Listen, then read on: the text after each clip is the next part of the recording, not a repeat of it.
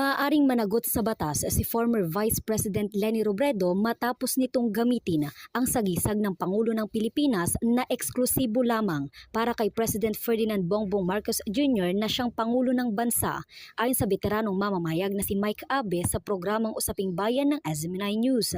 Gumawa ng corona na kulay pink kung ano-ano. Tapos doon sa gitna, ginawa ng logo ng Office of the President or sagisag ng Pangulo ng Pilipinas. Ay, ganun. Doon kayo may problema.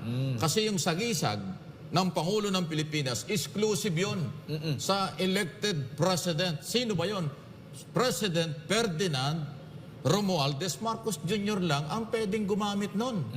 Ito ay matapos tanggapin at isuot ni former VP Leni Robredo ang corona na gawa ng taga-suporta nito kung saan nakalagay ang sagisag ng Pangulo ng Pilipinas.